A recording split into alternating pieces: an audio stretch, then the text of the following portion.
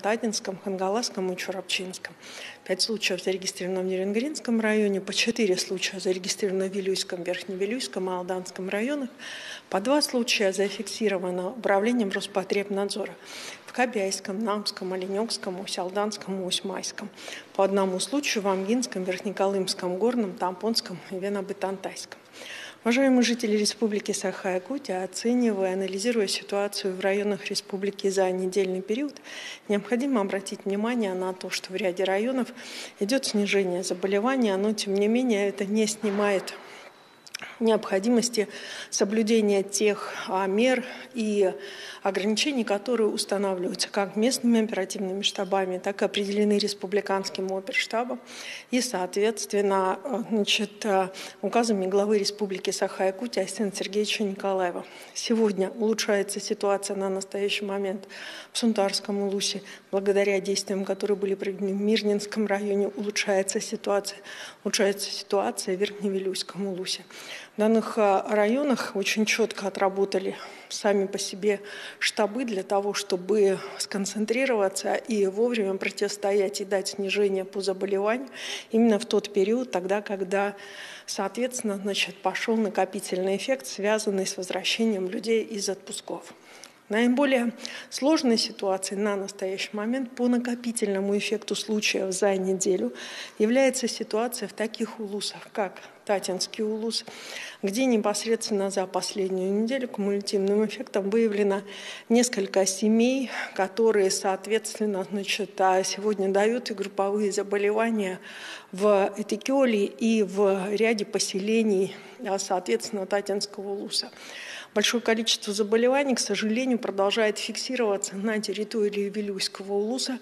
И несмотря на достаточно четкие оперативные действия как оперативного штаба Вилюйского улуса, так и, соответственно, учреждений здравоохранения, тем не менее, соответственно, возникают ситуации, в основном они связаны с количеством тех семейных мероприятий, которые продолжают осуществляться на территории улуса как такового. Кроме того, сложной остается ситуация в Усть-Алданском улусе, при этом необходимо обратить внимание на то, что основные мероприятия в Усть-Алданском улусе, которые должны были быть ограничены, во многом не соблюдаются. В связи с этим усиливается работа управления Роспотребнадзора для того, чтобы все-таки ограничить проведение мероприятий и такое достаточно активное движение по Усть-Алданскому улусу. Здесь хотелось бы обратить внимание на недоработку оперативного штаба Усть-Алданского улуса. За сутки также проводится 5092 исследования. Это очень высокий уровень исследований. В основном здесь считается как исследование ПЦР, так и исследование ИХ-ИФА.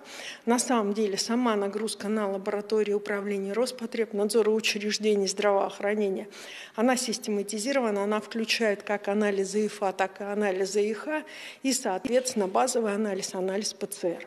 На настоящий момент изменена уже в течение 3 недель маршрутизация получения анализов с районов республики и, соответственно, верификация анализов происходит в групповом порядке. В связи с чем достаточно часто появляется непосредственная информация оперативных местных штабов о большом количестве зараженных или выявленных на территории того или иного улуса. В связи с этим обращаем внимание на то, что групповых больших заражений на территории республики не фиксируется, тем не менее ситуация является и остается напряженной. В республике продолжается достаточно усиленная вакцинация. И, соответственно, на настоящий момент около 501 355 доз вакцины для профилактики ковид на территории республики есть. И на настоящий момент использовано 71, практически 72% от общего объема вакцины, поступившей в республику. Необходимо обратить внимание, что наиболее сложной ситуацией является сегодня ситуация в столице нашей республики по городу Якутск. Для города Якутска для конца непосредственно августа, начала сентября были, безусловно, характерные мероприятия, направленные с приездов и выездов в как сам город Якутск, тех, кто возвратился с отпусков, так и, соответственно, непосредственно людей из наших жителей республики, из соседних муниципальных образований. Естественно, мы понимаем, что это тот уклад жизни, который нас, соответственно, подталкивает к необходимости сбора запасов на зимнее время. Тем не менее, хотелось бы обратить внимание, что при посещении рынков, торговых центров, жители близлежащих улусов, так же, как и жители города Якутска, должны соблюдать все санитарные и эпидемиологические нормы для того, чтобы, соответственно, не создавать такие вот определенного рода группы заражения в целях того, чтобы не допускать распространения инфекции в маленькие населенные пункты. На настоящий момент хотелось бы обратить внимание на северные муниципальные образования, в которых как высокий уровень вакцинации, так и, соответственно, до сих пор сохраняется очень четкое ограничение по въезду, что и позволяет им соблюдать и, соответственно, сохранять вот этот свой баланс санитарно-эпидемиологического благополучия. Спасибо.